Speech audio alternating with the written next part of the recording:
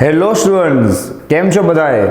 આજે આપણે સ્ટાર્ટ કરશું ધોરણ 12 માંથી એકદમ નવું ચેપ્ટર, તમારા નીટ માટે બહુ જ મોસ્ટ આઈમ્પી ચેપ્ટર નંબર 3 એટલે કે કરંટ ઇલેક્ટ્રિસિટી.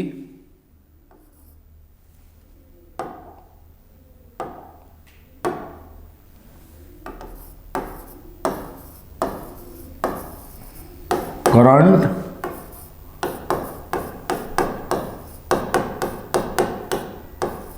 ઇલેક્ટ્રિસિટી.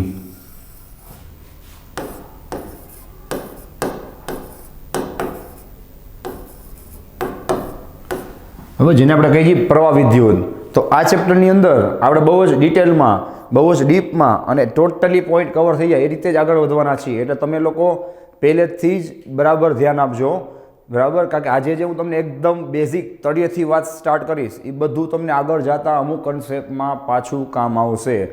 રેડી છે? તો પહેલેથી તમને કીધું, આજના આખા લેક્ચરમાં આપણે વિદ્યુત પ્રવાહ છે એનું સૂત્ર I = Q/T ઉપર જ વાત કરવાના છીએ. એને લગતા જેટલા કન્સેપ્ટ છે એ 100% તમારી પાસે 1 કલાક પછી કવર કરેલા હશે. એને લગતા MCQ છે એ તમારે સોલ્વ કરવાના શરૂ કરી દેવાના, અને જેટલું પણ કરાવીશ એમાં ભેગા જ એની પ્રેક્ટિસ કે MCQ છે એ આવી જ જશે. એટલે મોટાભાગના MCQ તો ઓલરેડી બોર્ડમાં જ તમને જોવા મળી જશે. રેડી છે? તો આ આપણું આજનું પ્લાનિંગ છે. તો ચલો ભાઈ, સૌથી પહેલાં આપણે એકદમ બેઝિક કે તળિયેથી સ્ટાર્ટ કરી કે કરંટ ઇલેક્ટ્રિસિટી અથવા તો વિદ્યુત પ્રવાહ, આનો વિચાર ક્યાંથી આવ્યો, બરાબર છે? તો તમને પણ ખ્યાલ છે કે ભાઈ કરંટ અથવા તો વિદ્યુત પ્રવાહ અથવા તો ફિઝિક્સની કોઈ પણ શોધ હોય એ હંમેશા એને કુદરતમાંથી જ વિચાર આવ્યો છે. કારણ કે ફિઝિક્સનો બીજો મતલબ જ શું થાય? નેચર અથવા તો કુદરત. તો ચલો તમે જ વિચારો જઈ ભાઈ કે વિદ્યુત પ્રવાહ છે યાદથી ઘણા વર્ષો પહેલાં જોવા મળે એવી કઈ કુદરતી ઘટના હતી? તો ઘણા બધા રસ્તા છે, પણ હું તમને 1-2 રસ્તાઓ બેઝિક ક્લિયર કરવા માટે કહું છું, જોતા જાજો, બરાબર? કે પહેલો રસ્તો કે ભાઈ સિમ્પલ વાત છે, આપણે શિયાળામાં તમને ખબર છે કે કોઈ વસ્તુને ટચ કરી દઈએ તો સ્પાર્ક થતો હોય છે ઘણીવાર. પછી તમે વીજળીને જોવો છો ચોમાસાની અંદર કે વીજળી થતી હોય તો ત્યારે પણ શું થાય છે કે તમને એક એવો કરંટ જોવા મળે છે.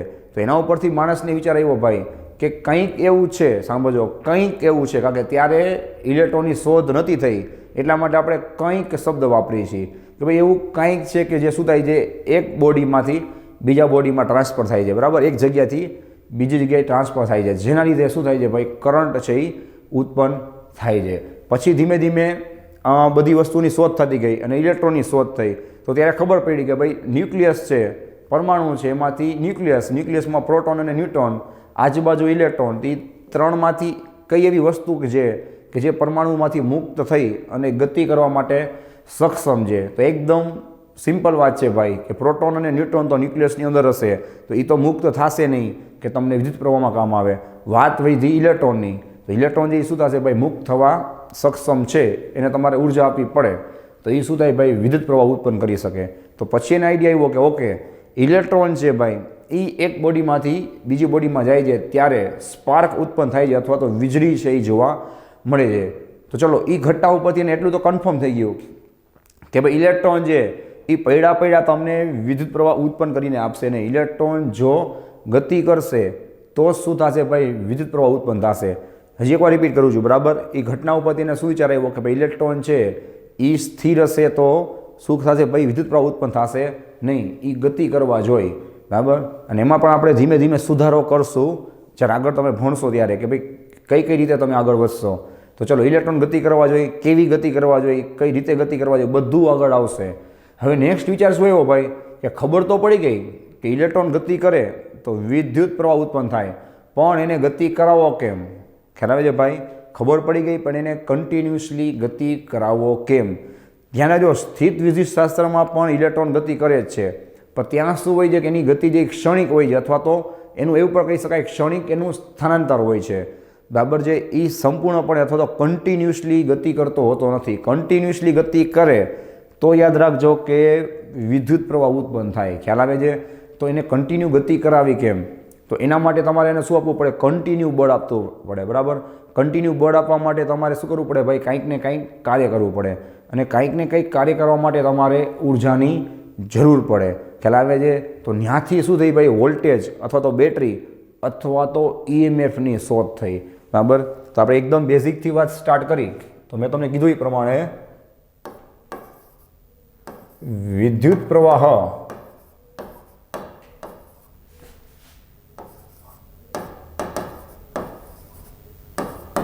ઉત્પન્ન કરવા માટે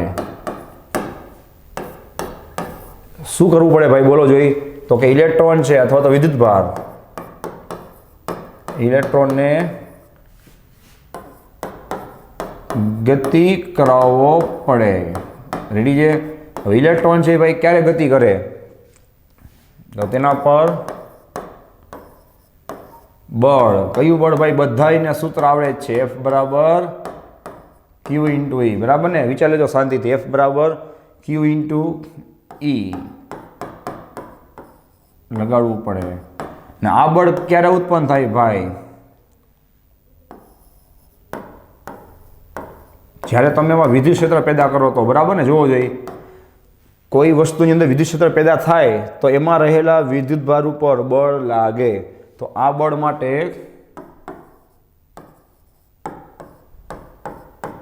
વિદ્યુત ક્ષેત્ર ઉત્પન્ન થવું જોઈએ. રેડી છે? અને સિમ્પલ વાત છે. બીજું શું થશે ભાઈ?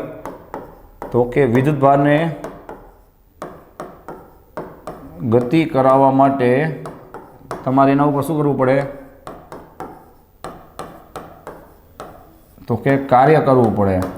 અને સિમ્પલ વાત છે ભાઈ કે આ કાર્ય કરવા માટે શું જોશે આપણને? આ કાર્ય કરવા માટે આપણને ઉર્જાની જરૂર પડે. રેડી છે? મેં તમને આખી લિંક લખી આપી છે ભાઈ. આ બધું એક ક્યાંય બુકમાં આપેલું નહીં હોય. આ હું તમને આખું મારી રીતે સોર્ટ આઉટ કરીને લખાવું છું ભાઈ. તો આને આખું સમજો કે બેઝિક બધી વસ્તુનો વિચાર ક્યાંથી આવ્યો. તમારી પાસે નીટની અંદર એકદમ બેઝિક માહિતી હશે ને તો જ તમને આગળ જતા વાંધો નહીં આવે. નહીં તો પછી તમારે અમુક કન્સેપ્ટ ગોખવા પડશે. આખા ચેપ્ટરની અંદર એવો કંઈ પોઈન્ટ જ નથી કે જે તમારે ગોખવો પડે. ખ્યાલ આવે છે ભાઈ? દરેક વસ્તુનું કાંઈક ને કાંઈ કારણ છે જે તમે સમજી લ્યો એટલે તમને આખું યાદ રહી જશે. તો ચલો ભાઈ, ફરીથી રિપીટ કરું છું. તમારે પ્રવાહ જોતો હોય તો ઓબ્વિયસ વાત છે કે ઇલેક્ટ્રોન ગતિ કરાવવા પડે. ઇલેક્ટ્રોન ગતિ કરાવવાનો વિચાર ક્યાંથી આવ્યો? તો મેં તમને હમણાં સમજાવ્યું કે સ્પાર્ક છે, વીજળી છે, એમાંથી આવ્યો. એના માટે તમારે શું કરવું પડે? એને બળ લગાડવું પડે. બરાબર? બળ લગાડો. કઈ રીતે લગાડશો? તેમાં વિદ્યુત ક્ષેત્ર પેદા થવું જોઈએ. બરાબર? જેની અંદર વિદ્યુત ક્ષેત્ર પેદા થવું જોઈએ. અને બીજું શું થવું જોઈએ ભાઈ? કે વિદ્યુત ભારને ગતિ કરાવવા માટે એના ઉપર કાર્ય કરવું પડે. કાર્ય કરવા માટે તો ઉર્જાની જરૂર પડે. તો હવે આ ઉર્જા આવે ક્યાંથી ભાઈ? તો આ ઉર્જા બેટરી એટલે કે EMF માંથી મળે છે. બરાબર? તો હવે તમને ખ્યાલ આવશે ભાઈ કે બેટરી, જેને આપણે કહીએ છીએ EMF, ઇલેક્ટ્રોમોટિવ ફોર્સ, વિદ્યુત ચાલક બળ. વિદ્યુત ચાલક બળ કે ભાઈ વિદ્યુત ભારને ચલાવવા માટે એટલે કે ગતિ કરાવવા માટે એક એવી જરૂરી ઉર્જા, બરાબર છે, જેની તમારે જરૂર પડે, જેને આપણે કહીએ છીએ બેટરી અથવા તો EMF. તો હવે તમને ખબર પડશે ભાઈ કે બેટરીની શોધ શું કામ થઈ? તો માણસે વિચાર કર્યો કે ભાઈ ઇલેક્ટ્રોનને ગતિ કરાવવા માટે અથવા તો કન્ટિન્યુઅસલી એને ગતિમાં રાખવા માટે આપણે કંઈક એવું એક દબાણ ઉત્પન્ન કરવું પડે, એક એવી આપણે ઉર્જા કે બળ આપવી પડે. કઈ રીતે તમને સમજાવું? એકદમ બેઝિક એક્ઝામ્પલથી. જો તમે કોઈએ વિદ્યુતભાર જોયો નથી, આપણે કોઈ દી વિદ્યુતભારને જોઈ શકતા નથી, તો આ જ કન્સેપ્ટને આપણે પ્રેક્ટિકલી સમજવું હોય, એને ફિલિંગ લઈને સમજવું હોય તો કાંઈ વાંધો નહીં, એનો રસ્તો છે જ કે ભાઈ કોઈ પણ એક પાણીનો પાઇપ છે, બરાબર છે, એમાં પાણીને કન્ટિન્યુઅસલી ગતિ કરાવવા માટે એટલે કે પાણીના કરંટને ઉત્પન્ન કરવા માટે, પાણીના પ્રવાહને ઉત્પન્ન કરવા માટે તમે શું કરશો? શાંતિથી વિચાર લ્યો. એ તમને સમજાઈ ગયું એટલે આ વસ્તુમાં કોઈ દી ડાઉટ નહીં રહે. તમારે કોઈ પાણીના પાઇપમાં કન્ટિન્યુઅસલી પાણીને ગતિ કરાવવો હોય એક ધારો, બરાબર, તો તમારે શું કરવું પડે? વિચારો. ધોરણ 11, બરાબર છે, તરલનું મિકેનિક્સ. તમારે એને દબાણ આપવું પડે. એવું ન બોલાય. શું બોલવું પડે? દબાણનો તફાવત આપવો પડે. દબાણનો તફાવત એટલે એક જગ્યાએ તમારે વધારે દબાણ આપવું પડે, બીજી જગ્યાએ તમારે દબાણ ઓછું રાખવું પડે. તો શું થાય ભાઈ? પાણી છે વધારે દબાણથી ઓછા દબાણ તરફ ગતિ કરે. તો પ્રેક્ટિકલી પણ વાયરની અંદર પણ એ જ થતું હશે કે એક જગ્યાએ તમારે વધારે વિદ્યુત સ્થિતિમાં નાખવું પડે, બીજી જગ્યાએ ઓછું વિદ્યુત સ્થિતિમાં રાખવું પડે. તો ઇલેક્ટ્રોન શું થાય? વધારે વિદ્યુત સ્થિતિમાનથી ઓછા વિદ્યુત સ્થિતિમાન તરફ શું કરે, ગતિ કરે. ચલો સમજાઈ ગયું ને. હજી એક ઉદાહરણ આપું છું ભાઈ, કે કોઈ પણ તાર અથવા તો લોખંડનો સળિયો હોય, એમાં તમારે ઉષ્માનું વહન કરવું હોય. ઉષ્માનું વહન, આ ત્રણેય કન્સેપ્ટ 100% મળતા આવ્યો, ધ્યાન રાખજો ભાઈ, બરાબર. કે ઉષ્માનું વહન કરવું હોય તો તમે ધોરણ 11 ચેપ્ટર નંબર 11માં ભણી ગયા છો ભાઈ, કે એને તાપમાન આપવાથી કાંઈ ન થાય, એને તાપમાનનો તફાવત આપવો પડે. એટલે કે એક જગ્યાએ તાપમાન વધારે હોય, બીજી જગ્યાએ તાપમાન ઓછું હોય, તો શું થાય, ઉષ્મા જઈ ગરમ છેડાથી ઓછા ગરમ અથવા તો ઠંડા છેડા તરફ ગતિ કરે. થોડીક બુદ્ધિ ચલાવો કે બધાની અંદર તમારે તફાવત આપવો પડે, તો શું થાય, વસ્તુ ગતિ કરે. આ રીતે હું હાથ રાખીશ અને કોઈ વસ્તુને રાખીશ તો વસ્તુ ગતિ કરશે નહીં કરે, પણ હું હાથને આમ કરી નાખીશ તો વસ્તુ ગતિ કરશે. આ મેં તમને ત્રીજું ઉદાહરણ આપ્યું. કેમ ગતિ કરશે ભાઈ, તો કે આ જગ્યાએ એની સ્થિતિ ઉર્જા અને નીચેની જગ્યાની સ્થિતિ ઉર્જા બે અલગ છે, એટલે કે એનું સ્થિતિમાન શું છે, અલગ છે. તો હવે તમે સમજી ગઈ છો ભાઈ કે ઇલેક્ટ્રોનને ગતિ કરાવવા માટે માણસને વિચાર આવ્યો કે ભાઈ ખાલી વિદ્યુત સ્થિતિમાન કાફી નથી, એનો તફાવત આપવો પડે.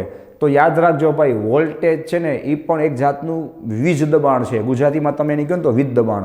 બહુ મસ્ત શબ્દ તમને કહું છું. વીજ દબાણનો મતલબ સમજાય, કે જે ઇલેક્ટ્રોન ઉપર દબાણનો તફાવત ઉત્પન્ન કરશે, જ્યાંથી શું થાય, ઇલેક્ટ્રોન ગતિ કરે. ખ્યાલ આવે? તો જેમ પાણીને ગતિ કરાવવા માટે દબાણનો તફાવત આપવો પડે, એવી રીતના જ વાયરની અંદર ઇલેક્ટ્રોનને ગતિ કરાવવા માટે વીજ દબાણનો તફાવત આપવો પડે, વીજ દબાણનો.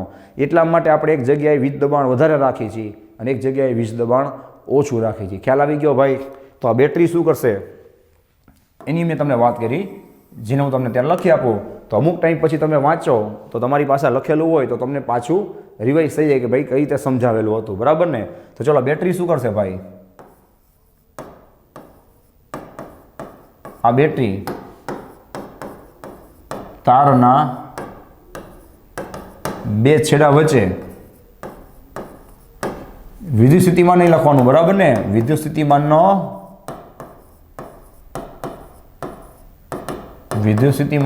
તફાવત ઉત્પન્ન કરશે, જેથી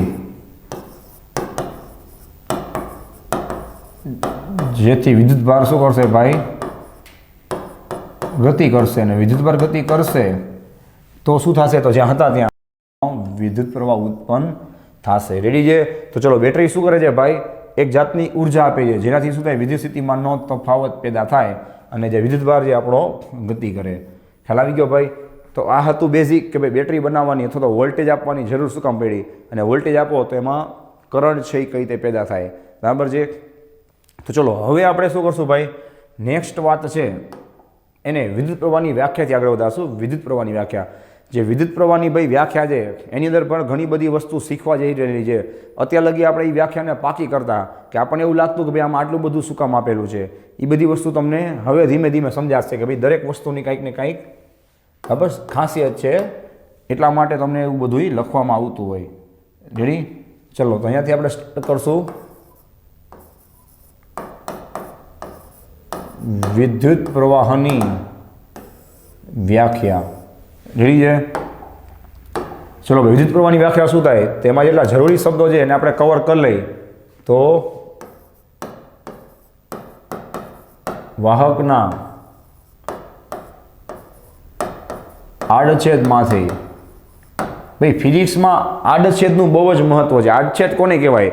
પછી એ આડછેદ ઉષ્મા માટે હોય, એ આડછેદ વિદ્યુતભાર માટે હોય, કે ગમે તે વસ્તુ માટે હોય. આડછેદનો મતલબ શું થાય ફિઝિક્સની ભાષામાં?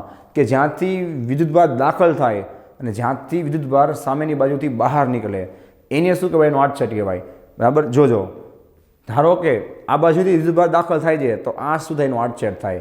ધારો કે આ સાઈડમાંથી વિદ્યુતભાર દાખલ થાય છે તો આ શું બની જાય? એનો આડછેદ બની જાય. એટલું યાદ રાખજો, બરાબર છે? તો આડછેદનો મતલબ શું થશે? જ્યાંથી ચાર્જ છે એ દાખલ થાય. તો વાહકના આડછેદમાંથી, આડછેદ અને લંબ, આ ખરેખર તમે એક એક શબ્દ સમજો ને તો તમને આખી વસ્તુ સમજાય કે આ બધી એક જાતની શરત છે કે ભાઈ આ બધી શરતનું પાલન થાય ને તો વિદ્યુત પ્રવાહ ઉત્પન્ન થાય. તો આ બધી વસ્તુની ચોખવટ ફિઝિક્સમાં એટલે જ કરવામાં આવતી હોય છે કે જેથી તમને જે શરત આપવામાં આવે એનું પૂરેપૂરું પાલન થાય. પછી તમે એમ કહો કે ભાઈ આમાં વિદ્યુત પ્રવાહ ઉત્પન્ન કેમ નથી થતો, તો એમાં તમને આ શરત છે એનું પાલન થાય. હવે ધારો કે કોઈ વિદ્યુત પ્રવાહ છે ભાઈ આડછેદ ને લંબ ન હોય, ખ્યાલ આવે છે, અથવા તો કોઈ વિરુદ્ધ દિશામાં કે બીજી દિશામાં ગતિ કરતો હોય તો પછી એનાથી શું થાય, વિદ્યુત પ્રવાહ છે એ ઉત્પન્ન ન થાય. એટલા માટે ચોખવટ કરેલી છે કે ભાઈ આડછેદમાંથી અને આડછેદને લંબ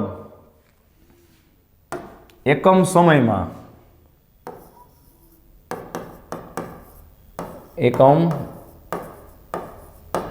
સમયમાં પસાર થતા વિદ્યુત ભારના, આમાં પણ એક નવો શબ્દ આવશે, એટલે કે પાછી એક તમારે ચોખવટ કરવાની કે ચોખ્ખા જથ્થાને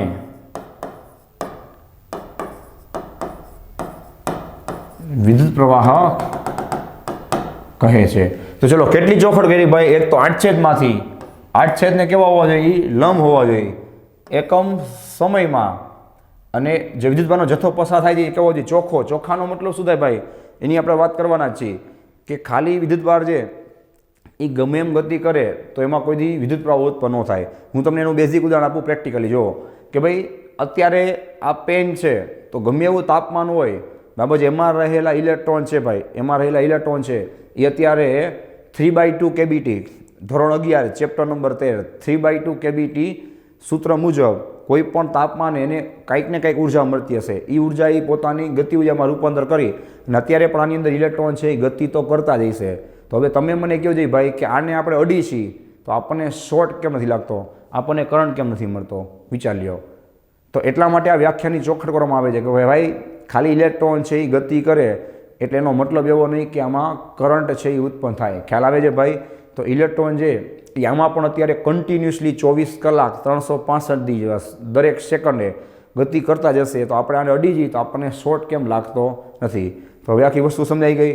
તો કરંટ ક્યારે ઉત્પન્ન થાય, જો આટલી બધી ચોખવટનું પાલન થાય તો. રેડી? તો હવે આપણે એની વાત કરીએ. જો ચલો આપણે એની ફિગર દોરી નાખી, જોવું જોઈએ. તો આ છે ને આપણે શું કહેશું ભાઈ, નો આડછેદ, બરાબર છે, આડછેદ એ. હવે સિમ્પલ વાત છે ભાઈ, તમને ખ્યાલ છે કે ઇલેક્ટ્રોન છે જેમ પાણીના પાઇપમાં પાણી આમ સીધું જતું હોય ભાઈ, એવી રીતના ઇલેક્ટ્રોન કંઈ આમ ગતિ કરીને સીધા જતા હોતા નથી. જે તમને ખ્યાલ જ છે ઇલેક્ટ્રોન છે એની ગતિ કેવી હશે ભાઈ, ખૂબ જ અસ્તવ્યસ્ત હશે. ઓરડાના તાપમાન ઇલેક્ટ્રોન છે એ મન પડે દિશામાં જતા હોય. તો હવે ઓવરઓલ થાય શું એ વસ્તુ સમજો કે આડછેદને લંબ એવી શું કામ વાત કરે છે, અને પસાર થતો ચોખ્ખો જથ્થો. ચોખ્ખો જથ્થો મતલબ શું કામ એ તમને સમજાવું. જો કે ભાઈ અમુક ઇલેક્ટ્રોન છે એ આ બાજુ જતા હોય, ખ્યાલ આવે ભાઈ? તો અમુક ઇલેક્ટ્રોન એવા હોય, સિમ્પલ વાત છે ને, ઇલેક્ટ્રોન તો બધે રહેલા છે, તો અમુક ઇલેક્ટ્રોન છે એ ગતિ કરીને આમ પણ આવતા હોય, ખ્યાલ આવે છે ભાઈ? તો થાય શું કે કોઈ પણ સેકન્ડે આ ધારો કે આડછેદ આપણે વિચાર્યો, આ આડછેદ વિચાર્યો, તો એની આજુબાજુ શું થશે ભાઈ, જેટલા ઇલેક્ટ્રોન છે એ ડાબેથી જમણે જતા હોય એટલા જ ઇલેક્ટ્રોન જમણેથી પાછા ડાબે આવતા હોય. કારણ કે ઇલેક્ટ્રોન છે એનો જથ્થો તો આખા વાયરની અંદર કેવો રહેવાનો ભાઈ, સેમ જ રહેવાનો ને. એવું ના હોય કે આ બાજુ 1 લાખ ઇલેક્ટ્રોન છે ને ઓલી બાજુ 5 લાખ ઇલેક્ટ્રોન છે. ખ્યાલ આવે?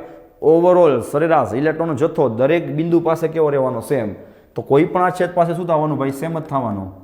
આની આજુબાજુના જે ઇલેક્ટ્રોન છે ભાઈ એ શું થતા હશે, એ આડછેદની આસપાસ અસ્તવ્યસ્ત ગતિ કરતા હશે, બરાબર છે?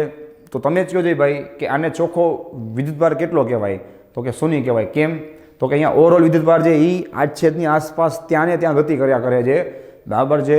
એટલા માટે કુલ ચાર્જ 0 થાય, એટલા માટે આમાં કોઈ દી કરંટ ઉત્પન્ન થાય નહીં, એટલે કે આપણને શોર્ટ લાગતો નથી. બીજું તમને મસ્તીનું કારણ આપું, જો કે ભાઈ બેટરીની શોર્ટ શું કામ થઈ એ વસ્તુ તમને પાછી સમજાઈ જશે. કે હવે આ ઇલેક્ટ્રોન છે ભાઈ એ સિમ્પલ વાત છે, ઓરડાના તાપમાને જે ઉર્જા લેશે એ ઉર્જા કેવી હશે, ક્ષણિક હશે. એ ઉર્જા તો પોતે શું કરશે ભાઈ, ગતિ કરવામાં વેડફી નાખશે. એટલે જેટલી પોતાની પાસે ઉર્જા હોય એટલી ઉર્જાથી શું કરી, ગતિ કરે. ખ્યાલ આવે છે? જેવી ઉર્જા પૂરી થઈ જાય એટલે થાય શું ભાઈ, પછી પાછી ઉર્જા છે એ ઓરડાના તાપમાને રૂમ ટેમ્પરેચરે આજુબાજુના વાતાવરણમાંથી લઈને પાછી ગતિ કરશે. એટલા માટે એની ગતિ કેવી હશે, એકદમ અસ્તવ્યસ્ત હશે. કેમ? તો કે ઇલેક્ટ્રોન છે એની અંદર પરમાણુઓ છે, આયનો છે, બરાબર છે, ન્યુક્લિયસ છે, એ બધા સાથે અથડામણ કરતાં એ શું કરશે ભાઈ, ગતિ કરશે. તો પ્રોબ્લેમ શું પડશે, સમજાઈ ગયો કે ઇલેક્ટ્રોનની ગતિ એકદમ કેવી હશે, અસ્તવ્યસ્ત ગતિ હશે.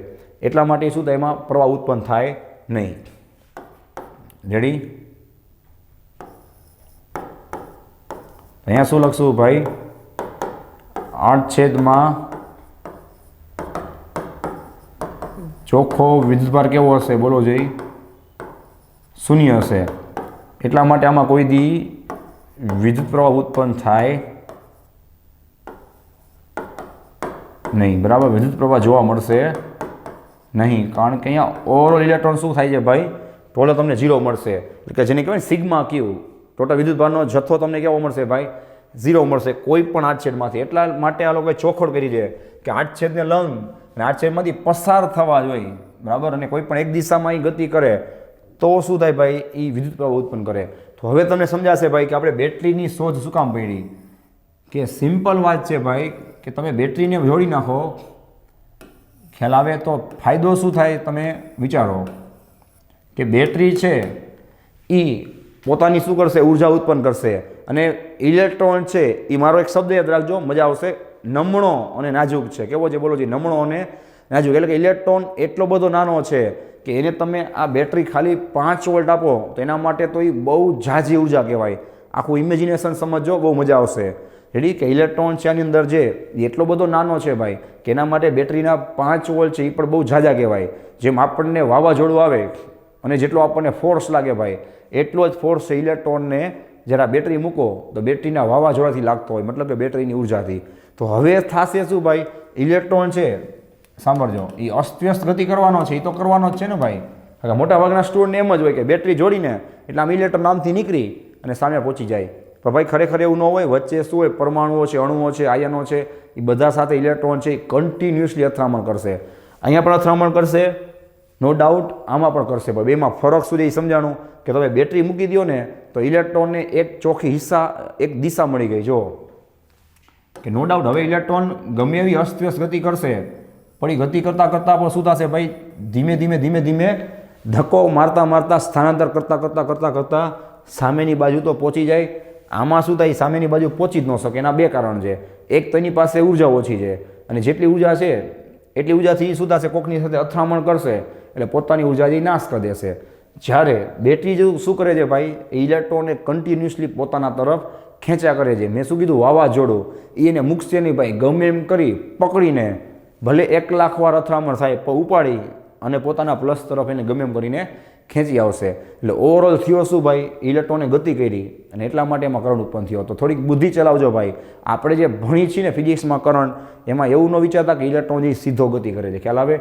ઇલેક્ટ્રોન જે એકદમ સૂક્ષ્મ સ્થાનાંતર કરતાં શું કરતો હોય? પોતાનો આખો રસ્તો કમ્પ્લીટ કરે અને શું કરે? વિદ્યુત પ્રવાહ ઉત્પન્ન કરે. તો ચોખ્ખો વિદ્યુતભાર છે હવે તમે જ કહો જોઈએ, આમાં તમને કેવો મળશે? શૂન્ય. આમાં શૂન્ય ન મળે. શું કામ? કારણ કે ગમે ઇલેક્ટ્રોન હોય ને ભાઈ, તમે અહીંયા પ્લસ મૂકી દો તો એ ઇલેક્ટ્રોન ગતિ કરતાં જો આવી રીતના ગતિ કરતાં સરવાળે પ્લસ બાજુ તો ગતિ કરશે જ. ખ્યાલ આવે છે? એ એક ઇલેક્ટ્રોન છે એ ગતિ કરતાં ઊંધી દિશામાં નહીં જાય.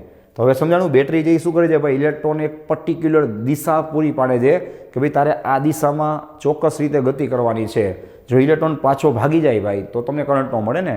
તો સેમ વસ્તુ ભાઈ કે આપણે જ્યારે તૈયારી કરી છે તો તમે વાંચો જ છો, તમે મહેનત પણ કરો છો, પણ એ મહેનત કેવી હશે ભાઈ? ઇલેક્ટ્રોનની આ અસ્તવ્યસ્ત ગતિ જેવી કે એની પાસે કોઈ દિશા નહીં હશે કે ભાઈ મારે કઈ દિશામાં આગળ વધવું છે.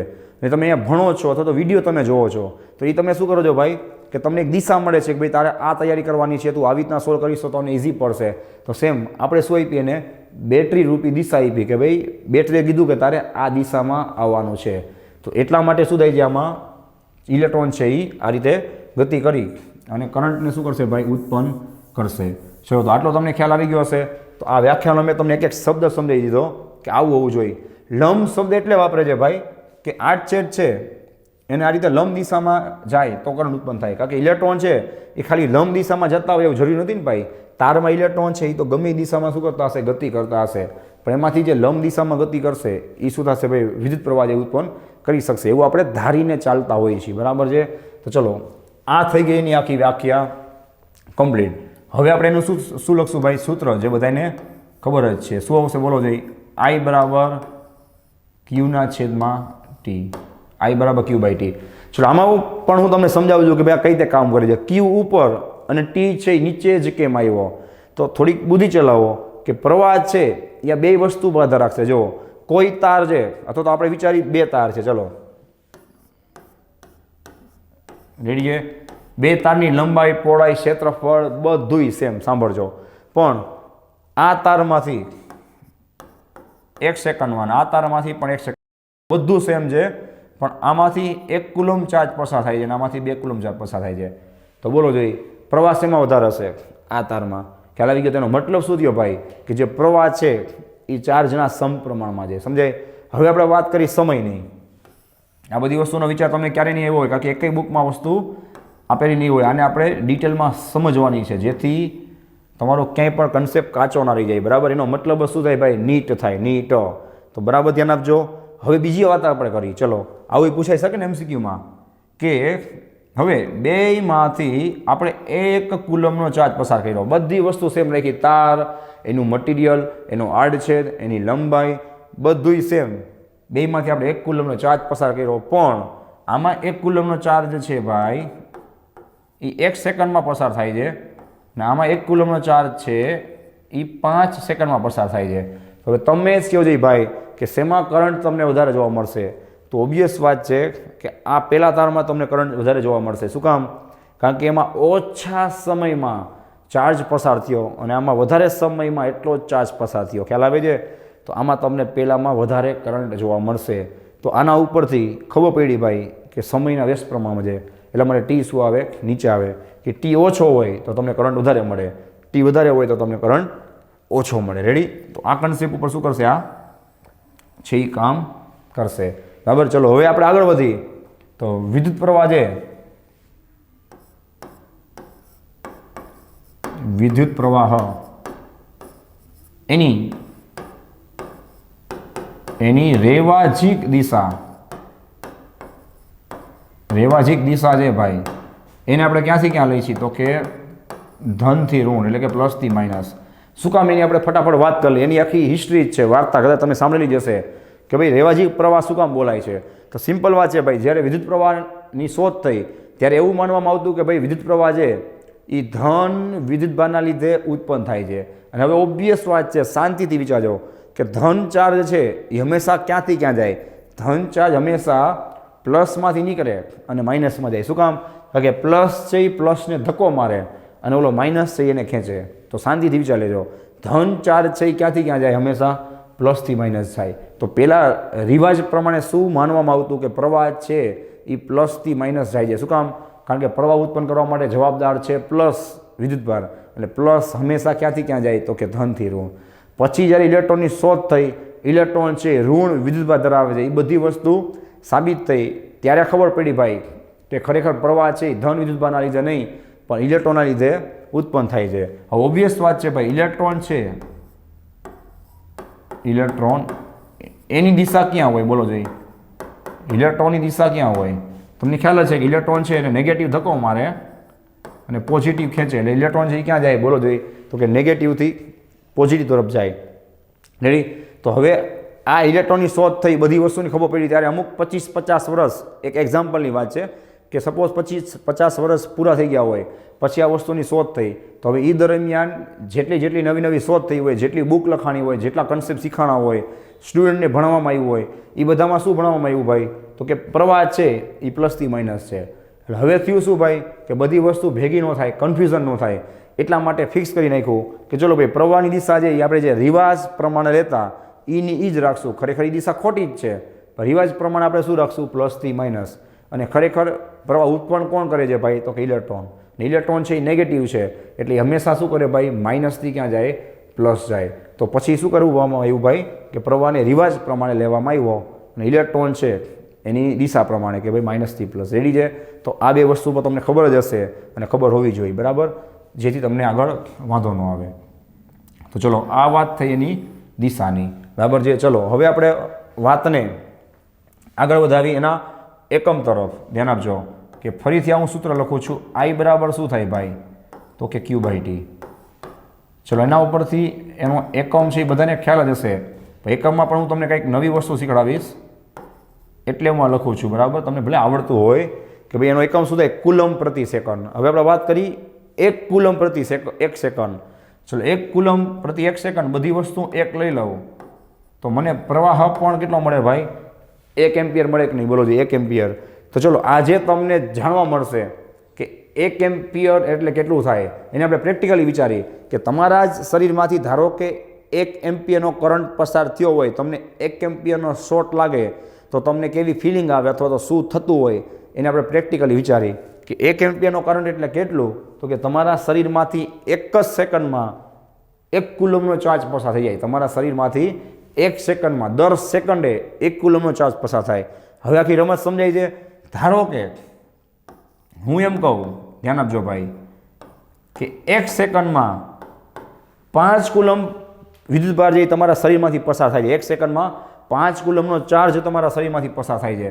તો એનો મતલબ શું થયો ભાઈ કે તમારા શરીરમાંથી 5 એમ્પિયરનો પ્રવાહ છે એ દરેક સેકન્ડે પસાર થાય છે. ભાઈ દરેક સેકન્ડે, જ્યાં સુધી તમારો હાથ ચોટેલો હશે ત્યાં સુધી દરેક સેકન્ડે તમારા શરીરમાંથી એક સાથે 5 કુલમ ચાર્જ જતો હશે.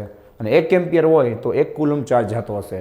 તો હવે તમને તો એમ થાય કે ઓય રે ભાઈ, આમાં તો 1 કુલમ છે ને આમાં તો ખાલી 5 કુલમ છે, એમાં તો કાંઈ ન થાય, બરાબર છે. તો હવે આપણે એની વાત કરી જે તમે ચેપ્ટર 1માં પણ ભણવાના જ છો ને આપણે તમને કરાવવાના છીએ, બરાબર, એમાં કંઈ ડાઉટ જેવું નથી. ચલો તો હવે આપણે વાત કરી ફટાફટ કે 1 કુલમ એટલે તમને શું લાગે છે ભાઈ, તમને શું ફિલિંગ આવે છે કે બહુ ઝાઝો કહેવાય કે બહુ ઓછો કહેવાય.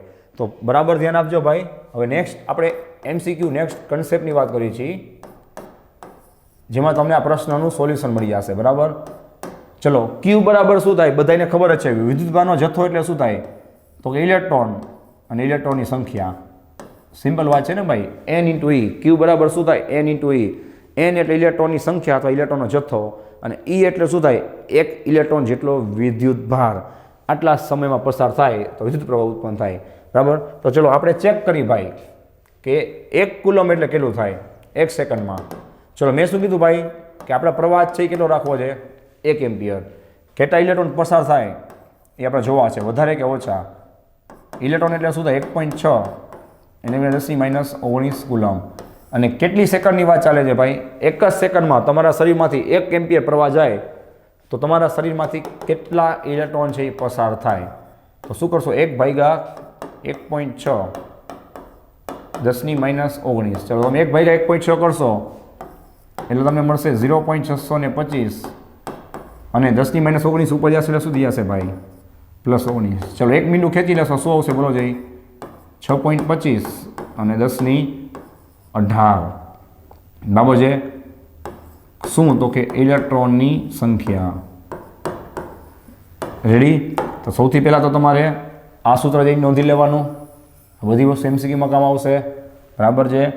ચલો તો હવે તમને ખ્યાલ આવશે કે 1 એમ્પિયરનો મતલબ શું થાય ભાઈ કે તમારા શરીરમાંથી દર સેકન્ડે 6.25 એને ગુણ્યા 10⁸ ઇલેક્ટ્રોન. 10⁸ એટલે 1ની પાછળ 18 મીંડા એટલા ઇલેક્ટ્રોન 1 સેકન્ડમાં તમારા શરીરમાંથી આવીને નીકળી જાય બહાર, બરાબર. તમે 5 મિનિટ સુધી તારને ચોટેલા હોય તો કન્ટિન્યુ દર સેકન્ડે 5 મિનિટ દર સેકન્ડે તમારા શરીરમાંથી આટલા ઇલેક્ટ્રોન છે એ નીકળતા હોય. ખ્યાલ આવે છે. જો તમને 5 એમ્પિયરનો કરંટ લાગે તેનો મતલબ શું થયા સમજી ગયા ભાઈ કે આને ગુણ્યા હજી 5 કરવાના એટલા બધા ઇલેક્ટ્રોન દર સેકન્ડે તમારા શરીરમાંથી પસાર થાય અને તમને કેવો શોર્ટ લાગે કેટલો કરંટ લાગે એ હવે તમે સમજી ગયા છો. તો 1 કુલમ છે ભાઈ એ ખૂબ જ મોટો ચાર્જ છે અથવા તો મોટી રાશિ છે. રેડી છે. ચલો તો આ વાત થઈ ગઈ 1 એમ્પિયરની કે ભાઈ 1 એમ્પિયર છે એટલે ખરેખર પ્રેક્ટિકલી કેટલું થાય ખ્યાલ આવે છે. ચલો હવે આપણે વાત કરીએ આગળ વિદ્યુતભાર સંરક્ષણની. આમાં પણ તમને કંઈક નવી વસ્તુ જાણવા મળશે કે કઈ રીતે આ કામ કરે છે, બરાબર. વિદ્યુતભાર સંરક્ષણ. ચલો ભાઈ તો સિમ્પલ વાત છે. વિદ્યુતભારનો જે જથ્થો છે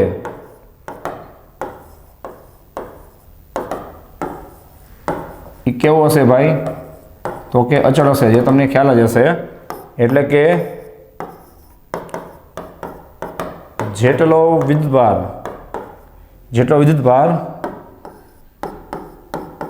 જેટલા સમયમાં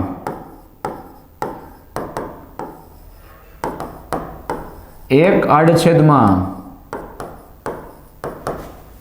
દાખલ થશે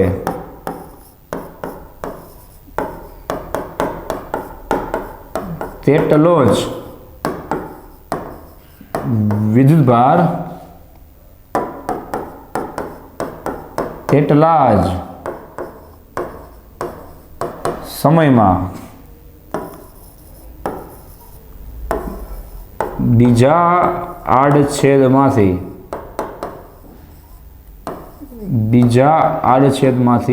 બહાર નીકળશે. આ એક શબ્દ તમને ખ્યાલ આવી જશે. અત્યારે મેં જે તમને બધું બેઝિક શીખવાડ્યું ભાઈ, એના ઉપરથી તમને આ વસ્તુ સમજાઈ જશે કે ખરેખર શું કહેવા માંગે છે.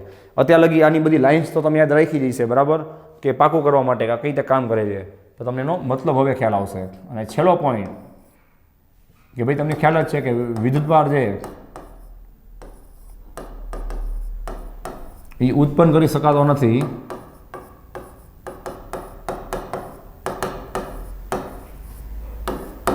કે તેનો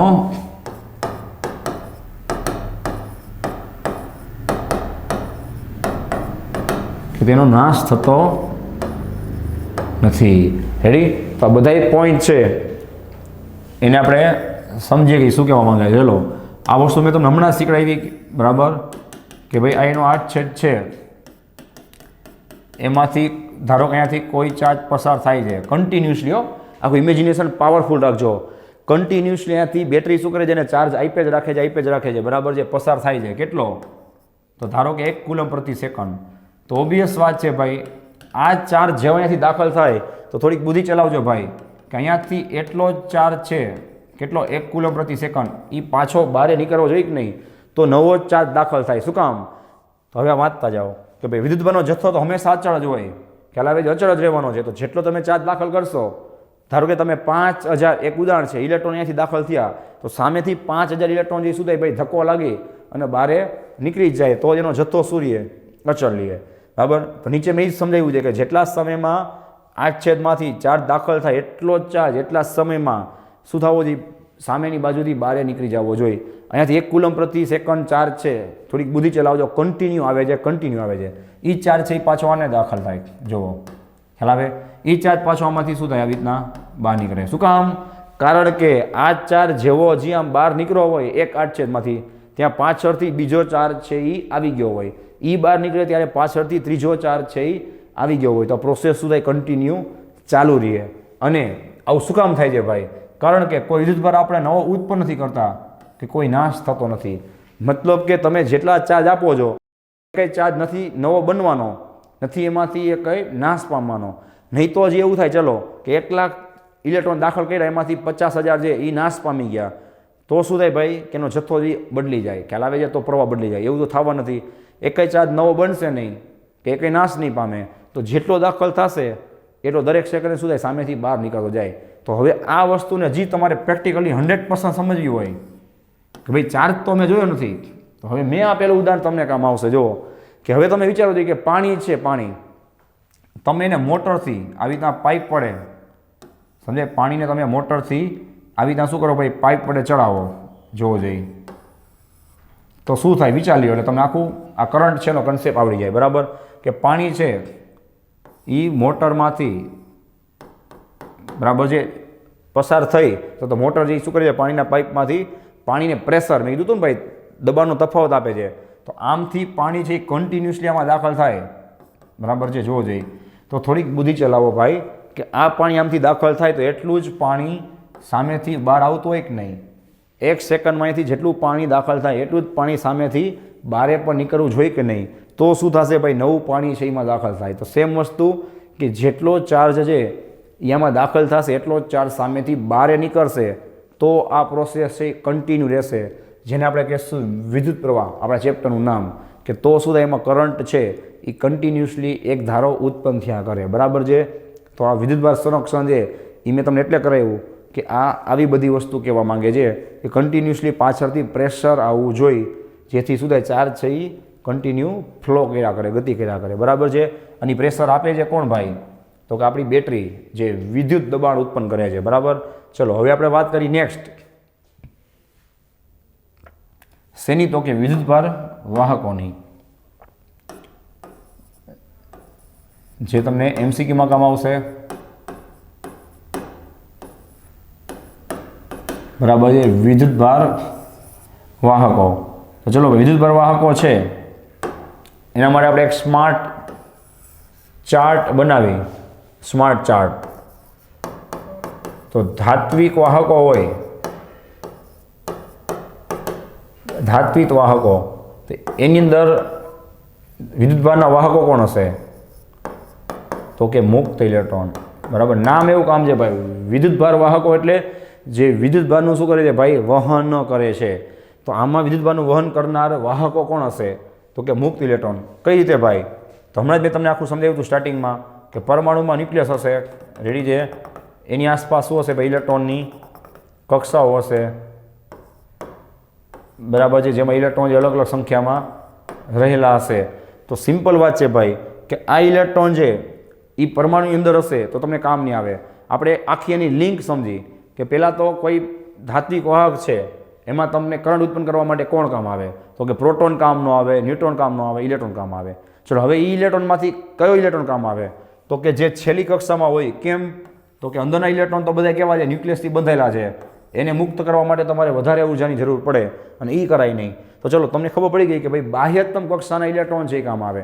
હવે બાહ્યતમ કક્ષામાંથી પણ કયા ઇલેક્ટ્રોન કામ આવે ભાઈ? તો કે જે ઇલેક્ટ્રોન ઓરડાના તાપમાને અથવા તો બેટરી જોડ્યા પછી શું થતા હોય? બોલો જોઈ, મુક્ત થતા હોય.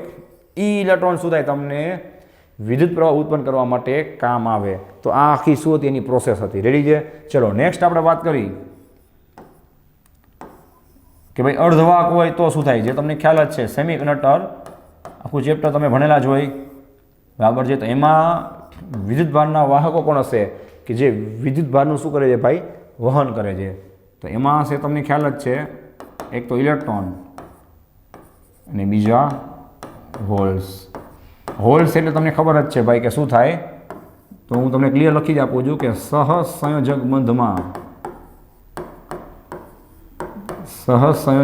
બંધમાં ખાલી પડેલી ઇલેક્ટ્રોનની જગ્યા. તો ભાઈ અર્ધવાહક હોય તેનો કન્સેપ્ટ બદલી જાય. કેમ? તો કે ધાત્વિક વાહકોમાં ધાત્વિક બંધ હોય, એમાં મુક્ત ઇલેક્ટ્રોન પહેલેથી જાજા હોય. અર્ધવાહકમાં શું હોય ભાઈ? સહસંયોજક બંધ હોય. તો એમાં અમુક ઇલેક્ટ્રોન જે પહેલેથી મુક્ત થઈ ગયા હોય, જેને આપણે કહીએ ઇલેક્ટ્રોન. અને અમુક ઇલેક્ટ્રોન એવા હોય કે ભાઈ જેને તમે બેટરી સાથે જોડો, વધારાની ઉર્જા આપો, પછી બંધ તોડીને શું થાય? મુક્ત થાય. એ બધા ઇલેક્ટ્રોનને શું કહેવાય? હોલ્સ કહેવાય. તો શું બે ઇલેક્ટ્રોન છે એની ગતિ કરવાની ક્ષમતા, જેને આપણે કહીએ છીએ મોબિલિટી, એ શું અલગ હશે કે સેમ હશે? તો અલગ જ હશે ને ભાઈ. જે ઇલેક્ટ્રોન પહેલેથી મુક્ત થઈ ગયા છે એ થોડી વધારે ગતિથી આગળ વધશે, અને જે ઇલેક્ટ્રોનને બંધ તોડી અને મુક્ત કરવાના છે એ શું કરશે ભાઈ? પોતાને મળેલી ઉર્જામાંથી મોટાભાગની ઉર્જા તો બંધ તોડવામાં વાપરી નાખશે. એટલે એની ઇલેક્ટ્રોનની ગતિ કેવી હશે ભાઈ? થોડી ઓછી હશે. એટલા માટે આપણે બેને અલગ અલગ બતાવવામાં આવે છે અથવા બતાવી છીએ કે ઇલેક્ટ્રોન અને હોલ્સ બે ભેગા થઈ અને કરંટ ઉત્પન્ન કરે છે. એમાં તો કે અર્ધવાહકમાં. બરાબર છે? ચલો એવી રીતના જ જો વિદ્યુત વિભાજનનું દ્રાવણ હોય, ખ્યાલ આવી? વિદ્યુત વિભાજનનું દ્રાવણ હોય તો એમાં કોણ હોય? તમને ખ્યાલ જ છે ભાઈ કે જે વિદ્યુતભારનું શું કરે? વહન કરે. તો કે ધન આયનો અને ઋણ આયનો. બરાબર છે? હજી એક આવશે ભાઈ ગેસ અથવા તો વાયુની અંદર કોણ હશે? તો ખાસ ધ્યાન રાખજો ભાઈ, એમાં વિદ્યુતભારનું વહન કરશે ધન આયનો અને ઇલેક્ટ્રોન. બરાબર? આ થઈ ગયા બધા તમારા અલગ અલગ કન્સેપ્ટ. એનો આ સ્માર્ટ ચાર્ટ કે આટલું તમારે ધ્યાનમાં રાખવાનું કે કયા પદાર્થની અંદર, બરાબર છે, કયા વિદ્યુતભાર વાહકો છે જે વિદ્યુતભારનું વહન કરે છે. બરાબર છે? વિદ્યુતભાર છે એનું કામ જ શું છે ભાઈ? પોતાને મળેલી ઉર્જા છે એનું વહન કરવું. થોડુંક વિચારજો. કરંટનો મતલબ શું થાય? કે આપણું શરીર છે ભાઈ એ અચાનક, મેં કીધું ને 6.25 × 1018 ઇલેક્ટ્રોન છે એની પાસે રહેલી ઉર્જા છે એ તમારા શરીરમાં અચાનક આવે તો તમારું શરીર જે એટલી વધારેની ઉર્જાને સહન ન કરી શકે, એને કહેવાય કરંટ. આ વસ્તુ ક્યાંય તમે વિચાર નહીં કરી હોય, શાંતિથી વિચારજો કે કરંટનો ઓરિજિનલ મતલબ શું થાય? કે તમારા શરીરમાંથી 6.25 × 1018 ઇલેક્ટ્રોન આવ્યા. ચલો એ તો સમજાઈ ગયું. એટલે શું કરંટ લાગી જાય? કરંટ શું કામ લાગ્યો? કારણ કે એટલા ઇલેક્ટ્રોન છે એ પોતાની પાસે જે વધારાની ઉર્જા લઈ આવ્યા, એ ઉર્જા તમારાથી સહન ન થઈ એટલે તમને કરંટ લાગ્યો, એટલા માટે એને કહેવાય વિદ્યુતભાર વાહકો. એ ખરેખર શું છે ભાઈ, વિદ્યુતભારના વાહક નથી, ખરેખર એ ઉર્જાના શું કહેવાય, વાહક કહેવાય. ખ્યાલ આવી ગયો ભાઈ? તો આ રીતે શું થાય છે, કરંટ છે એ ઉત્પન્ન થાય છે. ચલો હવે આપણે વાત કરી એના સૂત્રો ઉપરથી અલગ અલગ કેટલા સૂત્રો અલગ અલગ બની શકે અને એમાંથી કઈ રીતે એમસીક્યુ પૂછાઈ શકે, એ એમસીક્યુ સહિત આપણે વાત કરશું. રેડી? તો ચલો ભાઈ જોવો જોઈ, આપણે સ્ટાર્ટ કરશું સૂત્રથી જ I બરાબર Q/T. આમાંથી કેટલું તમે ભણી શકો છો, તમને આજે ખ્યાલ આવશે ભાઈ ક્યાંથી ક્યાં જવાય. ટોટલી કન્સેપ્ટ આમાં આપણે કવર કરી લઈશું. મોટાભાગના એમસીક્યુ પણ આમાં આવી જશે. તમે સોલ્યુશન સ્ટાર્ટ કરી દેશો. બરાબર? ચલો એક તો તમે શું કરી શકો છો ભાઈ, Q બરાબર NE/T વાળો કન્સેપ્ટ યુઝ કરી શકો છો. મેં તમને હમણાં કરાવ્યો. બરાબર? ચલો નેક્સ્ટ આપણે વાતને આગળ વધારી તો I બરાબર Qના છેદમાં T આપે. T એટલે શું થાય, એનો આવર્તકાળ અથવા તો સમય આપે તો શું થાય, તમને ખ્યાલ જ છે કે 1/T. સાંભળજો, 1/T એટલે શું થાય, આવૃત્તિ f થાય, ફ્રીક્વન્સી f. બાજુમાં તમને હું કારણ લખી જ આપું છું કે f બરાબર શું થાય, 1/T. રેડી છે? તો ફ્રીક્વન્સીમાં પણ તમને જાતા આવડવું જોઈએ. બરાબર? ચલો નેક્સ્ટ આપણે વાત કરી. આમાં પણ તમારે Q બરાબર ઉપરથી એની મૂકવા હોય તો તમે Q બરાબર એની મૂકી શકો છો. બરાબર છે? ચલો હવે આપણે નેક્સ્ટ વાત કરી કે ભાઈ ન્યુક્લિયસ છે એની આજુબાજુની કક્ષામાં, રેડી, જેની ત્રિજ્યા શું હશે, કેપિટલ R અથવા તો સ્મોલ r. જ્યારે ઇલેક્ટ્રોન શું કરે ભાઈ, ગતિ કરે, અને કેટલી સ્પીડથી ભાઈ, તો ઓમેગા જેટલી કોણીય ઝડપથી. કોણીય ઝડપ કેમ? કારણ કે વર્તુળાકાર ગતિ કરે છે, રેખીય ગતિ કરતો નથી, એટલા માટે. બરાબર? તો ચલો હવે આપણે વાત કરી કે વેગ વીનું સૂત્ર શું થાય, બોલો જોઈએ. વેગ v બરાબર શું થાય, તો કે અંતર અથવા તો સ્થાનાંતરના છેદમાં સમય. ચલો ભાઈ અહીંયા ઇલેક્ટ્રોન છે કેટલું અંતર કાપશે, સાંભળજો. તો કે જેટલો શું હશે એનો પરિઘ હશે એટલું અંતર કાપશે. ચલો એનો પરિઘ કેટલો થાય, બોલો જોઈએ. તો કે 2πr થાય ના છેદમાં T. આમાંથી આપણે શું કરશું ભાઈ, તો કે T ને કરતા બનાવશું. T ને કરતા બનાવશો એટલે તમને શું મળશે, 2πr ના છેદમાં v. ચલો આ તમને આવર્તકાળ ગોતતા આવડી જાય જો તમને વેગ આપે, ત્રિજ્યા આપે તો. હવે આ T છે એને આપણે શું કરીએ, ઉપરના સૂત્રમાં મૂકી દઈએ. શું થઈ જાય જોઈ. ચલો હવે I બરાબર Q/T ઇઝ ઇક્વલ ટુ Qના છેદમાં, ચલો ભાઈ T બરાબર આપણે શું સાબિત કર્યું, 2πr/v. જોજો 2πr/v. ચલો શું થશે, બોલો જે છેદનો છેદ ક્યાં જશે, અંશમાં, v જશે ઉપર, QV ના છેદમાં 2πr. રેડી છે? Q તરીકે જો તમે ઇલેક્ટ્રોન લ્યો તો અહીંયા સુધી જાય EV ના છેદમાં 2πr. આ બની ગયો તમારો મોસ્ટ ટાઈમપી MCQ. આ બેઠે બેઠું પણ પૂછાઈ શકે, આમાં કંઈ પણ કિંમતો પણ આપી શકે. ખ્યાલ આવે છે? ચલો આ જ કન્સેપ્ટને આપણે આગળ વધારી કે આપણે શું બનાવ્યું ભાઈ, જોવો જોઈએ. I બરાબર EV/2πr. હવે આપણે કોણીય વેગમાં જવું હોય તો રેખીય વેગ અને કોણીય વેગ વચ્ચેનો સંબંધ શું છે, ધોરણ 11 ચેપ્ટર નંબર 7 ચાક ગતિ, કે v બરાબર શું થાય, r ઓમેગા થાય. v બરાબર r ઓમેગા થાય. વિચાર લ્યો શાંતિથી. E ઇન્ટુ r ઓમેગા ના છેદમાં શું આવશે, 2πr. અથવા તો આપણે સ્મોલ રાખ્યો છે. બરાબર? તો કેપિટલ ગમે એક રાખજો ભાઈ. ચલો અહીંયા r તો અમે શું થવાના, ઉડી જવાના. r ઉડી જશે તો તમને શું મળશે, બોલો જોઈએ. E ઓમેગા ના છેદમાં 2π મળે. વિચાર લો શાંતિથી. E ઓમેગા ના છેદમાં 2π. બરાબર? સેમ વસ્તુ. હવે આપણે આગળ વધી. આ થઈ ગયા તમારા આઈના અલગ અલગ સૂત્રો, જેમાંથી ગમે તે વસ્તુ છે એ પરીક્ષામાં પૂછાઈ શકે. ચલો હવે બરાબર ધ્યાન આપજો કે ધારો કે કોઈ એક રિંગ છે એવું તમને પૂછાય. ધારો કે કોઈ એક રિંગ છે જેની ઉપર વિદ્યુતભારની રેખીય ઘનતા, હવે લખી જ આપું છું કે લેમડા શું છે ભાઈ, એની રેખીય વિદ્યુતભાર ઘનતા છે. ચલો નામ એવું કામ છે, રેખીય એટલે લંબાઈ, વિદ્યુતભાર એટલે શું થાય, Q એની ઘનતા. તો એનું સૂત્ર શું થાય ભાઈ, જોવો જોઈએ. લેમડા બરાબર Q ના છેદમાં L. ચલો ભાઈ આ લંબાઈ તરીકે શું આવશે, મેં તમને હમણાં કીધું કે પરિઘ આવે, બરાબર છે. લંબાઈ તરીકે 100 છે, અહીંયા પરિઘ આવશે એટલે શું થાય 2πr થાય. શાંતિથી ચાલ્યો. રેખીય વિદ્યુતભાર ઘનતા, રેખીય એટલે નીચે લંબાઈ, વિદ્યુતભાર એટલે શું થાય ઉપર ક્યુ, એટલે કે ક્યુના છેદમાં એલ. એલ એટલે શું થાય વિદ્યુતભાર કેટલું અંતર કાપશે ભાઈ, તો કે 2πr. તો ચલો વિદ્યુતભારને શું બનાવો, કરતા બનાવો. શું થશે ક્યુ બરાબર તમને મળશે લેમડા ઇન્ટુ 2πr. જોવો જોઈએ લેમડા ઇન્ટુ 2πr. હવે પાછું આપણું સૂત્ર લખશું, કયું બોલો જોઈએ, આઈ બરાબર ક્યુના છેદમાં ટી. ચલો તમે સમજી ગઈ છો ભાઈ આપણે ક્યુને શું કામ કરતા બનાવ્યા. ક્યુની કિંમત નીચે મૂકી દો. શું થશે બોલો જી ભાઈ, તો કે લેમડા ઇન્ટુ 2πr ના છેદમાં ટી.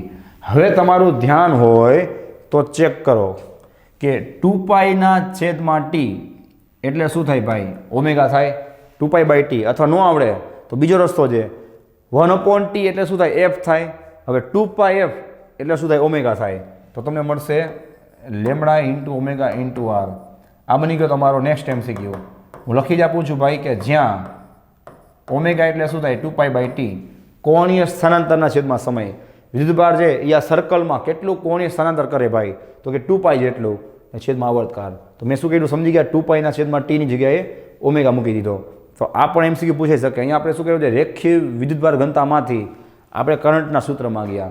ખ્યાલ આવે છે ભાઈ. ચલો આવી રીતના જ હજી એક બહુ મસ્ત કન્સેપ્ટની આપણે વાત કરી, તો ધ્યાન આપજો ખાસ.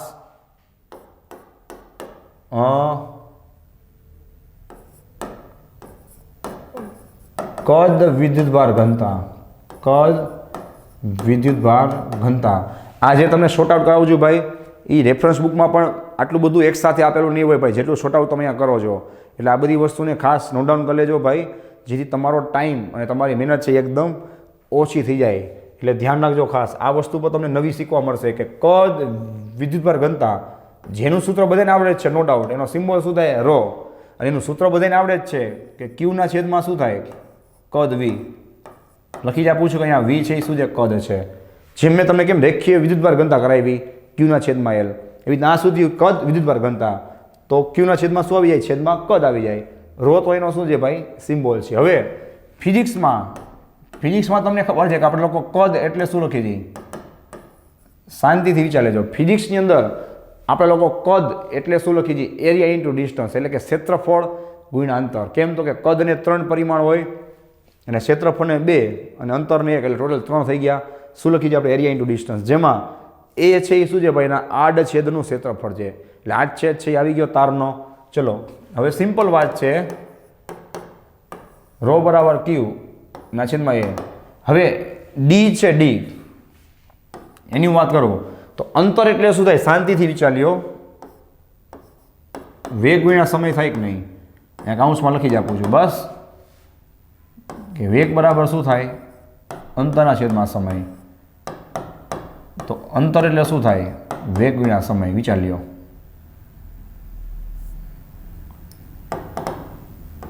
ચલો બરાબર છે, આ જોવું જોઈએ. તો મેં શું કીધું, ડી બરાબર વી ઇન્ટુ ટી લખ્યું. હવે તમારું ધ્યાન હોવું જોઈએ કે ક્યુના છેદમાં ટી જોઈ લ્યો, ક્યુના છેદમાં ટી એટલે શું થાય, આઈ થાય કે ન થાય, શાંતિથી વિચાર લ્યો. અહીંયા વી છે વેગ છો ભાઈ, વી છે વેગ છે. લ્યો આ તમને પાછું એક નવું સૂત્ર મળી ગયું. મેં આઈ ક્યાંથી લખ્યા છે ભાઈ, બધા જાજો, તો કે આઈ બરાબર Q/T. ચલો આ આપણે ક્યાં ગયા, ખ્યાલ આવી ગયો ભાઈ. કદ વિદ્યુતભાર ઘનતામાંથી પ્રવાહમાં ગયા. પ્રવાહ અને કદ વિદ્યુતભાર ઘનતા વચ્ચેનો સંબંધ મેળવ્યો. અને હવે આપણે વાત કરી નેક્સ્ટ, આઈ બરાબર આપણે લોકો આવું પણ લખી શકીએ કે નહીં, dq/dt. એટલે જે આઈ બરાબર આપણે આવું પણ લખી શકીએ કે નહીં, જોવો જોઈએ, dq/dt એટલે કે ચાર્જનું સમયની સાપેક્ષમાં વિકલન. આ પૂછાઈ શકે ભાઈ કે ચાર્જનું સમયની સાપેક્ષમાં વિકલન કરો તો કઈ રાશિ મળે, તો કે વિદ્યુત પ્રવાહ મળે. આનું તમને ડાયરેક્ટ ઉદાહરણ જ કરાવી દઉં છું. જોવો જોઈએ કે ધારો કે તમને સાંભળજો, ચાર્જ છે એનું સૂત્ર આવી રીતના આપે, બરાબર ધ્યાન આપજો ભાઈ, t² + 2t + 3. રેડી? આવું તમને સૂત્ર આપે તો તમારે એનું શું કરવાનું ભાઈ, સમયની સાપેક્ષમાં વિકલન કરવાનું. તમને શું મળી જાય ભાઈ, પ્રવાહ મળી જાય. ચલો ભાઈ આનું વિકલન શું થશે બોલો જોઈએ, t² જે ઘાત આવી જાય આગળ, એક ઘાત ઓછી, શું થશે ભાઈ, તો કે 2t વત્તા બગડો બારે, ચલો ટીનું વિકલન શું થાય બોલો જોઈએ?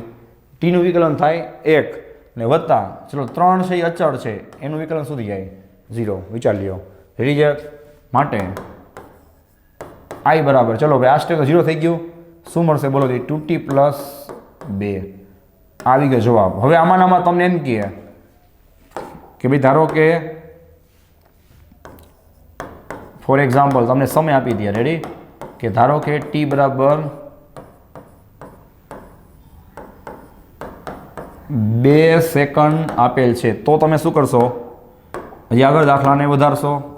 i બરાબર 2 સેકન્ડ મૂકી દેશો વત્તા 2, શું છે? 2 દુ 4 ને 2 6, તો આ મળી ગયો તમને આન્સર 6 એમ્પિયર. ખ્યાલ આવે છે ભાઈ? હજી કોઈ રિપીટ કરું છું, આનું શું થશે? 2t વત્તા ટીનું વિકલન 1 થઈ જાય અને 3નું શું થઈ જાય? 0. 2t + 2 અને ટીની કિંમત આપે તો તમારે એમાં મૂકી દેવાની. રેડી છે? ચલો આ જ કન્સેપ્ટને આપણે હવે ઊંધો એપ્લાય કરી. સાંભળજો, ઊંધો એપ્લાય કે i બરાબર શું હોય? તો કે dq/dt થાય. હવે dq ને કરતા બનાવો તો dt ક્યાં જાય? સામે જાય. જોવો જોઈએ. નેક્સ્ટ બે બાજુ આપણે સંકલન કરી નાખી. શું કામ? તમને હમણાં ખ્યાલ આવી જશે. બે બાજુ તમે સંકલન કરો એટલે તમને કુલ ચાર્જ મળી જાય કે નહીં? dq નું સંકલન શું થાય? કુલ ચાર્જ q, એટલે કે dq વત્તા dq વત્તા dq વત્તા dq બધાને ભેગા કરો નાના ચાર્જને, તો તમને શું મળી જાય? કુલ ચાર્જ q. રેડી છે? શું એવું જોવો જોઈએ સંકલનમાં? i × dt. તો ધ્યાન જો આ બની ગયો તમારો પાછો એક MCQ કે ભાઈ વિદ્યુત ભાર છે એ કોનું સંકલન છે? કોની સાપેક્ષમાં? તો કે પ્રવાહનું સંકલન છે સમયની સાપેક્ષમાં. રેડી છે? ચલો આનું આપણે ઉદાહરણ ભેગું જોઈ લઈએ. આગળ વધી આપણે. આખો દાખલો જ છે. ધારો કે સંકલનમાં i છે, i એનું તમને સૂત્ર આપે t² + 2t + 2. ધ્યાન આપજો ભાઈ. અને તમને કુલ ચાર્જ માંગે. જો તમને શું કીધું મેં? i નું સૂત્ર આપે અને કુલ ચાર્જ માંગે તો તમારે શું કરવાનું છે ભાઈ? સંકલન. રેડી? q બરાબર શું થશે બોલો જોઈએ? t² નું સંકલન શું થાય ભાઈ? એક ઘાત વધી જાય, વધેલી ઘાત છેદમાં શું હશે? t નો ઘન છેદમાં ક્યાં આવી જશે? શું આવી જશે? 3. ચલો અહીંયા શું થશે ભાઈ? 2. t ની ઉપર કેટલી ઘાત હશે? કાંઈ નહીં હોય તો 1. એક ઘાત વધી જાય એટલે શું થાય? t² છેદમાં 2 અને 2 બારે 1 છે નું સંકલન શું થાય ભાઈ? કાંઈ ન હોય તેનું સંકલન શું થાય? રાશિ પોતે. અહીંયા કઈ રાશિની વાત થાય છે? સમય. તો અહીંયા શું આવશે? 2t આવશે. રેડી છે? ચલો આ મળી ગયું તમને સૂત્ર અને આપણે થોડુંક સિમ્પ્લિફાય કરી નાખી. શું મળશે? t³ ના છેદ વત્તા, ચલો આમાં 2 ઉડી જશે. શું મળશે તમને? t² વત્તા 2t. રેડી છે? અહીંયા તમારો આવી ગયો આન્સર. હવે ધારો કે આમાં પણ તમને લિમિટ આપી દે. શું આપી દે ભાઈ? લિમિટ આપી દે કે ધારો કે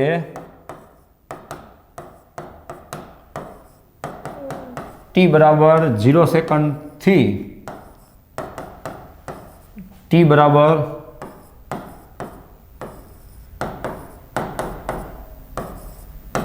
4 સેકન્ડ આપેલ છે. t બરાબર 0 સેકન્ડથી t બરાબર 4 સેકન્ડ આપેલ છે, તો તમે શું કરશો ભાઈ? તો હવે આની તમે લિમિટ મૂકી દેશો. માટે q બરાબર આ રીતે જોવું જોઈએ. t³/3 + t² + 2t. અને લિમિટ કઈ રીતે મૂકશો ભાઈ? લોઅર લિમિટ અને ઉપર અપર લિમિટ. બરાબર છે ને? ચલો ભાઈ કિંમત મૂકી દેજો. શું થશે? 4 એનો ઘન છેદમાં 3 વત્તા અહીંયા શું હશે ભાઈ? 4 એનો સ્ક્વેર વત્તા 2. અહીંયા શું થશે ભાઈ? 4. રેડી છે? ચલો 4 નો ઘન શું થશે ભાઈ? ચોકે 16 અને 16 ચોકું 64. અહીંયા શું હશે? 64/3 પ્લસ અહીંયા શું હશે ભાઈ? 16 ને આવશે 8. રેડી છે? આ તમારે જવાબ તમે જોઈ લેજો. આ તમને જવાબ મળી ગયો કુલમમાં. ખ્યાલ આવી ગયો ભાઈ? તો તમે જો સંકલન કરો તો તમને ચાર્જ મળી જાય અને વિકલન કરો તો તમને શું મળી જાય ભાઈ? પાછો વિદ્યુત પ્રવાહ મળી જાય. રેડી? તો તમે જોઈ શકો છો ભાઈ કે આજે આપણે શું ડિસ્કસ કર્યું કે આખા ચેપ્ટરનું બેઝિક શું હતું, ક્યાંથી કરંટ આવ્યો, ક્યાંથી એનો વિચાર આવ્યો, કઈ રીતે કામ કરે છે, જેટલી વ્યાખ્યા છે એ શું કહેવા માંગે છે, એ બધી વસ્તુની માહિતી તમને પૂરી રીતે હોવી જોઈએ. તો આગળ જતા જે થિયરી આપણે ભણશું એ તમને પ્રોપરલી સમજાશે એ પાકું છે. રેડી છે? અને વિદ્યુત પ્રવાહના જે સૂત્ર છે I બરાબર Q/T, એમાંથી કેટલા ટ્વિસ્ટ આવી શકે, એક ટ્વિસ્ટ વિથ એક્ઝામ્પલ આપણે જોયા. તોય કંઈ ડાઉટ હોય અથવા તમને કંઈ નવો વિચાર આવે તો ખાસ તમે લોકો પૂછજો. બરાબર છે? નેક્સ્ટ વિડીયોમાં અહીંયાથી આપણે આગળ વધશું. So thanks for watching this video. Take care of yourself and see you soon in the next lecture.